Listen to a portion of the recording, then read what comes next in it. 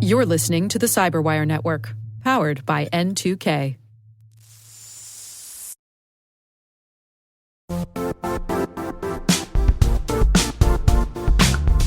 No, it's not your imagination. Risk and regulation really are ramping up, and these days, customers expect proof of security before they'll even do business. That's where Vanta comes in. Vanta automates your compliance process and brings compliance, risk, and customer trust together on one AI-powered platform. So whether you're getting ready for a SOC 2 or managing an enterprise governance risk and compliance program, Vanta helps keep you secure and keeps your deals moving. Companies like Ramp and Ryder spend 82% less time on audits with Vanta. That means less time chasing paperwork and more time focused on growth. For me, it comes down to this. Over 10,000 companies, from startups to large enterprises, trust Vanta to help prove their security. Get started at vanta.com/cyber.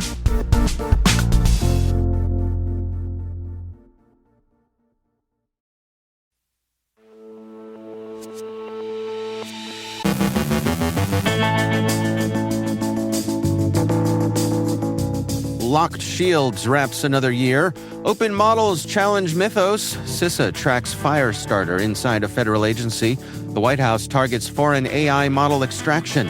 Microsoft lets admins remove Copilot. Treasury sanctions a Cambodian scam compound senator. Breeze Cache rushes a patch. Researchers downplay OT malware hype, while NIST pushes for better OT visibility. Our guest is Eric Russo, Director of SOC Defensive Security at Barracuda, discussing the risks posed by employees downloading pirated software. And con artists charge crypto for counterfeit clearance.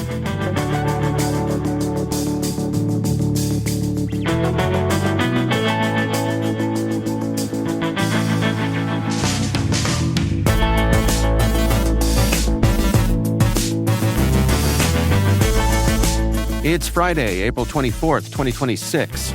I'm Dave Bittner, and this is your CyberWire Intel Briefing.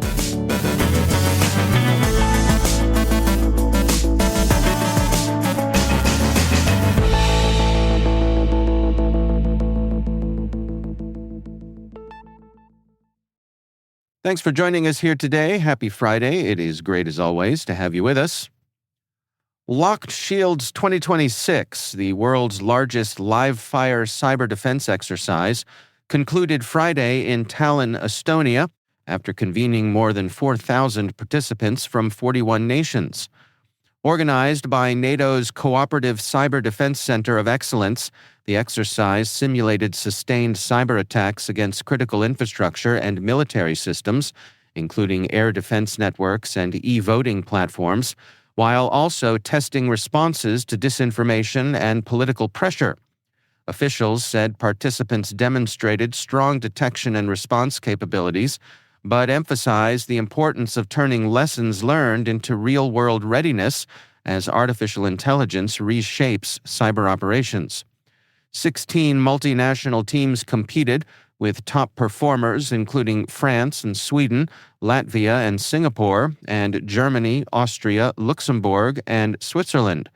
The exercise has grown significantly since its 2010 debut, which involved only 4 nations and 60 participants. At Black Hat Asia in Singapore, RunCybal CEO Ari Herbert Voss said, "Open-source AI models can identify software vulnerabilities as effectively as Anthropic's restricted Mythos system when used together in coordinated workflows." He attributed Mythos's strength to supralinear scaling, where doubling training resources can produce disproportionately greater capability. However, he argued organizations can approximate similar performance by combining multiple open-source models, which also improves coverage because different systems detect different flaws. Cost and limited access further strengthen the case for open alternatives. Herbert Voss emphasized that human expertise remains essential to coordinate models and evaluate findings, noting AI bug hunting tools generate large volumes of alerts, similar to traditional fuzzing. He expects economic pressure to adopt AI-driven security tools will continue to push organizations toward broader use of automated vulnerability discovery. The Cybersecurity and Infrastructure Security Agency said a U.S. federal civilian executive branch agency was breached in September of last year through vulnerabilities in Cisco Adaptive Security Appliance software, with attackers deploying Firestarter malware to maintain long-term access. The backdoor allowed threat actors to regain entry in March of this year without re-exploiting the original flaws. Investigators also identified LineViper malware, which enabled unauthorized virtual private network sections that bypassed authentication and exposed credentials and keys. CISA warned that patching alone does not remove the threat if persistence is already established. The agency issued updated directives requiring federal agencies to check for compromise and inventory affected devices. Officials have not attributed the campaign, though earlier reporting linked activity to actors aligned with China's state interests. The Trump administration is moving to counter what it describes as foreign extraction of U.S. artificial intelligence capabilities, focusing primarily on China. In a memo, White House science advisor Michael Kratsios accused China-based entities of conducting large-scale distillation efforts to replicate features of leading American AI systems. The administration said it will work with U.S. companies to detect such activity, strengthen defenses, and pursue penalties.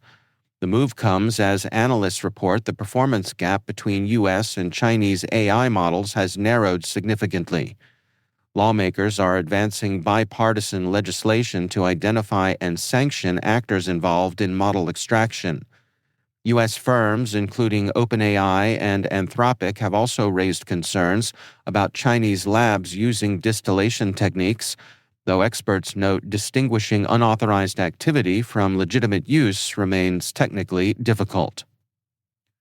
Microsoft has introduced a new policy setting that allows enterprise IT administrators to uninstall the Copilot AI assistant from managed Windows devices following the April 2026 Patch Tuesday updates.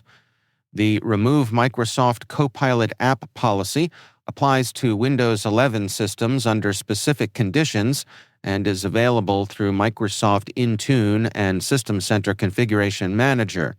The change affects enterprise, professional, and education editions, and users can reinstall Copilot if desired. Microsoft also recently paused automatic Copilot deployments and previously addressed a bug that exposed confidential email summaries despite data loss prevention controls. The U.S. Treasury Department sanctioned Cambodian Senator Kok An and 28 associates for operating scam compounds linked to millions of dollars in losses to American victims. Officials said the network used casinos and office complexes to conduct cryptocurrency investment fraud, launder proceeds, and support human trafficking operations in which victims were forced to run scams under threat of abuse. Investigators tied at least $73.6 million in victim funds to accounts controlled by laundering networks connected to the operation. The sanctions align with broader U.S. enforcement efforts targeting Southeast Asia's scam center economy, which authorities estimate has generated tens of billions of dollars. Additional actions include domain seizures, arrests tied to Myanmar-based scam compounds, and expanded federal coordination through the Justice Department's Scam Center Strike Force. Cloudways has released an emergency update for the Breeze Cache WordPress plugin to fix a critical vulnerability under active exploitation that allows unauthenticated attackers to upload malicious files to servers. The flaw affects multiple versions and can lead to full website compromise through persistent web shell access. Exploitation requires the host files locally gravatars setting to be enabled, which is not the default. Administrators are urged to update to the latest version immediately or disable the affected setting as a temporary mitigation. Researchers initially flagged a malware sample called Zion Siphon as a potential threat to Israeli water infrastructure. But analysts at Dragos say the tool is largely non-functional and poses no real risk to operational technology environments. First identified by Darktrace, the malware appeared designed to manipulate chlorine levels at water facilities. However, investigators found the code riddled with logic errors, fictional system references, and likely AI-generated content that demonstrated little understanding of industrial control systems. Dragos warned that overstating such immature threats can distract defenders from more credible risks, including activity by groups like Volt Typhoon. The episode highlights ongoing debate over how seriously security teams should treat early-stage AI-assisted malware targeting critical infrastructure. NIST is launching a new project through its National Cybersecurity Center of Excellence to help critical infrastructure organizations improve visibility into operational technology assets. Officials said asset management and inventory remain the most common challenge across sectors, especially in legacy industrial control environments. The initiative will demonstrate practical approaches for improving OT visibility using existing standards, frameworks, and commercially available tools, with possible support from AI depending on stakeholder interest. The effort follows warnings from U.S. and international agencies urging infrastructure operators to inventory OT systems amid growing nation-state threats. In parallel, NIST is advancing AI security work, including guidance for securing AI systems, managing AI-enabled risks, and developing identity and authorization standards for emerging enterprise AI agents.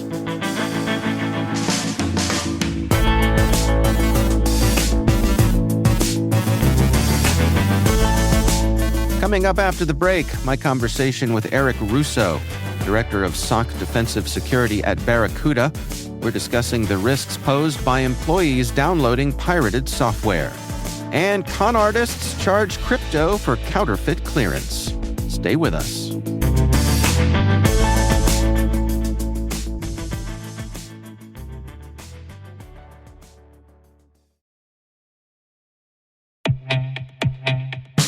Quick question. Have you watched Project Hail Mary yet? Humanity is facing an existential threat and racing to solve it with the clock ticking. For security teams, that probably hits close to home with AI use rapidly spreading. Everyone's using AI, marketing, sales, engineering. Chris the intern without security even knowing about it. That's where Nudge Security comes in. Nudge finds shadow AI apps, integrations, and agents on day one and helps you enforce policy without blocking productivity. Try it free at nudgesecurity.com/cyberwire.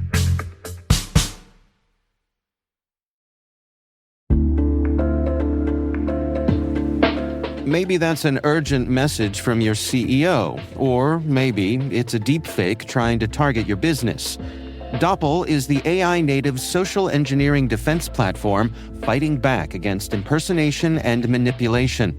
As attackers use AI to make their tactics more sophisticated, Doppel uses it to fight back, from automatically dismantling cross-channel attacks to building team resilience and more. Doppel, outpacing what's next in social engineering. Learn more at doppel.com. That's DOPPEL.com.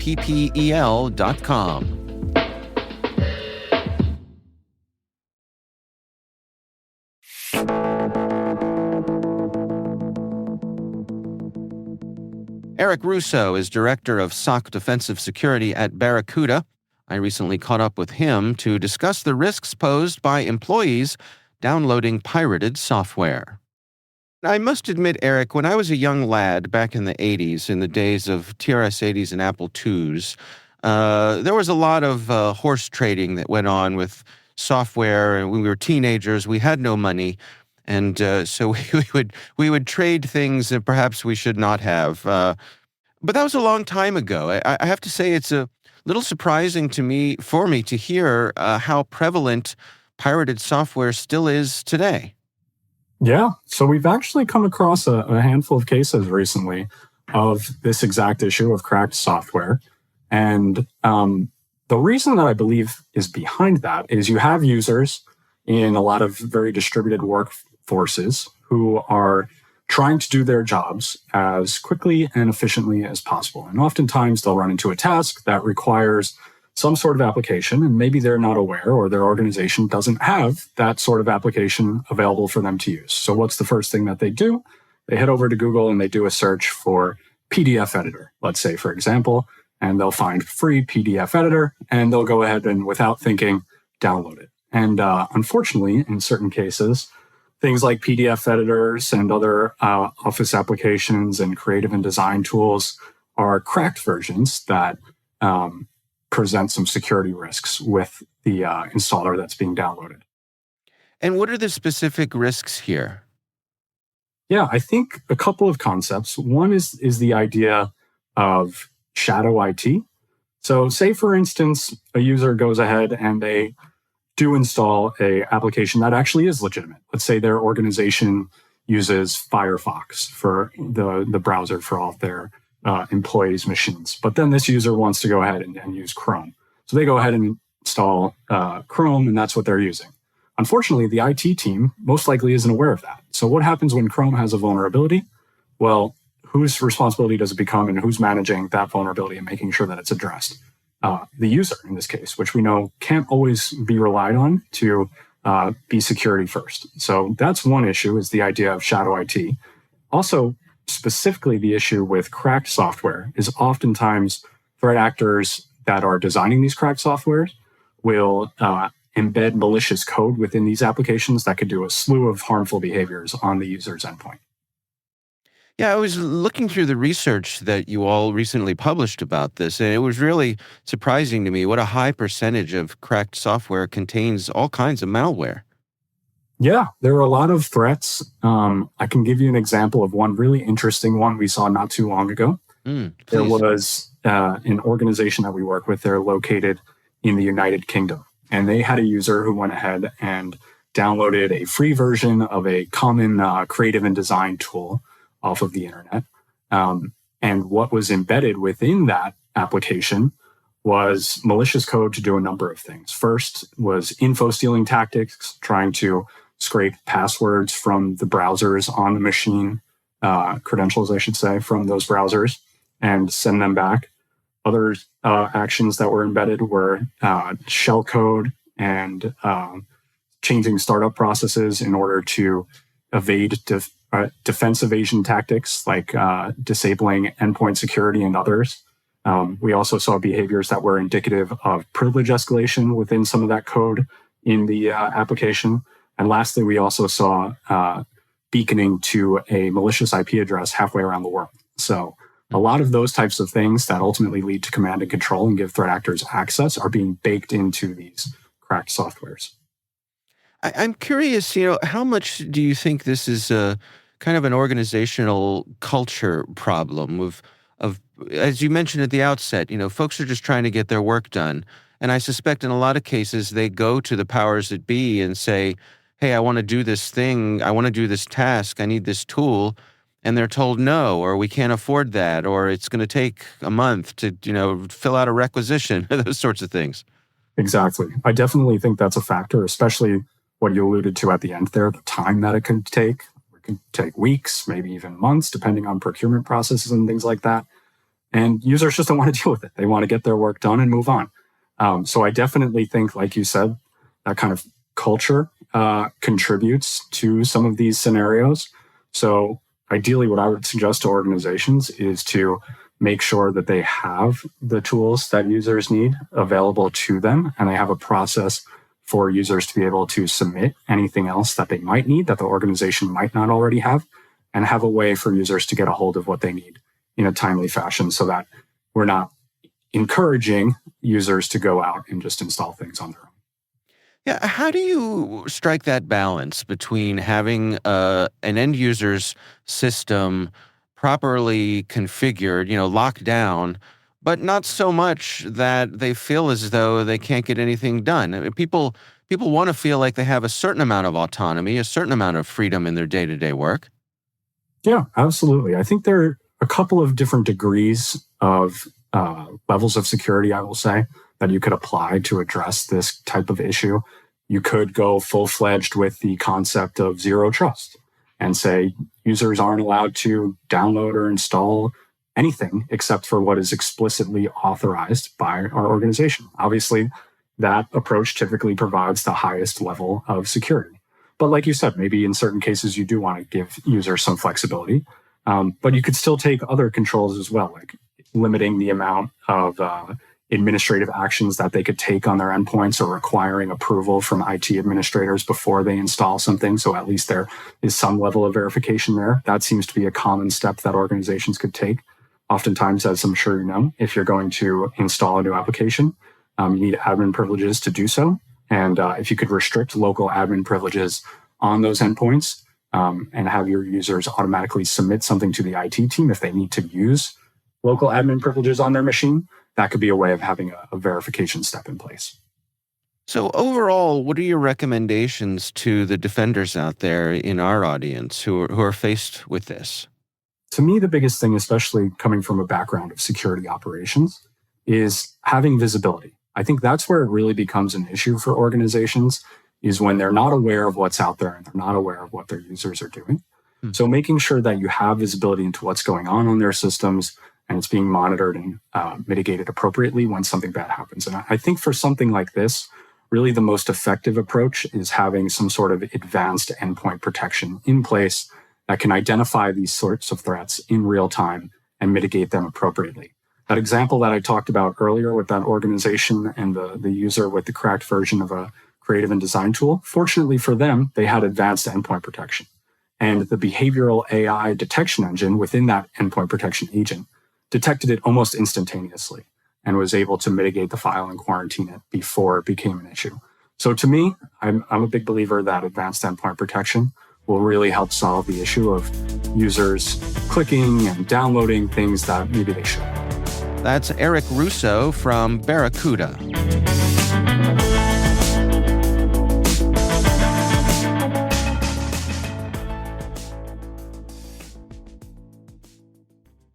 Right now at the Home Depot, shop Spring Black Friday savings and get up to 40% off, plus up to $500 off select appliances from top brands like Samsung. Get a fridge with zero clearance hinges, so the doors open fully even in tighter spaces in your kitchen. And laundry that saves you time, like an all-in-one washer-dryer that can run a full load in just 68 minutes. Shop Spring Black Friday savings, plus get free delivery on appliance purchases of $998 or more at the Home Depot. Offer valid April 9th through April 29th, U.S. only. See store online for details. This episode is brought to you by Indeed. Stop waiting around for the perfect candidate. Instead, use Indeed sponsored jobs to find the right people with the right skills fast. It's a simple way to make sure your listing is the first candidates see. According to Indeed data, sponsored jobs have 4 times more applicants than non-sponsored jobs. So go build your dream team today with Indeed. Get a $75 sponsored job credit at Indeed.com/podcast. Terms and conditions apply.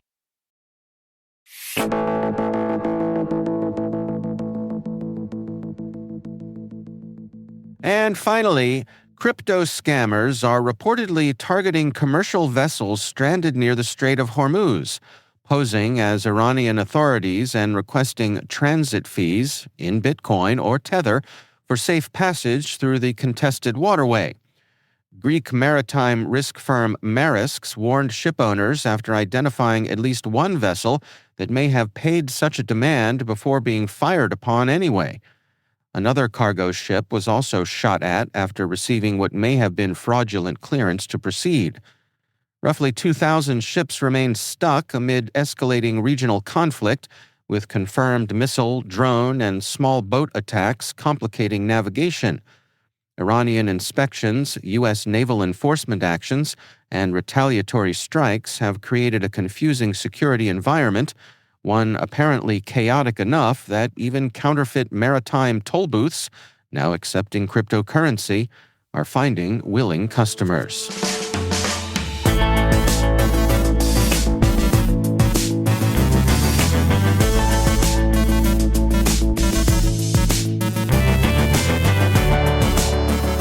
And that's the CyberWire. For links to all of today's stories, check out our daily briefing at thecyberwire.com. Be sure to check out this weekend's Research Saturday and my conversation with Juliana Testa, Senior Security Engineer from 7AI. The research is titled Quish Splash, When the QR Code is the Weapon, a multi-wave phishing campaign that slipped past every filter. That's Research Saturday. Do check it out. We'd love to know what you think of this podcast. Your feedback ensures we deliver the insights that keep you a step ahead in the rapidly changing world of cybersecurity. If you like our show, please share a rating and review in your favorite podcast app. Please also fill out the survey in the show notes or send an email to cyberwire@n2k.com. N2K's lead producer is Liz Stokes. We're mixed by Trey Hester with original music and sound design by Elliot Peltzman. Our contributing host is Maria Vermazis. Our executive producer is Jennifer Iben. Peter Kilpie is our publisher, and I'm Dave Bittner. Thanks for listening. We'll see you back here next week.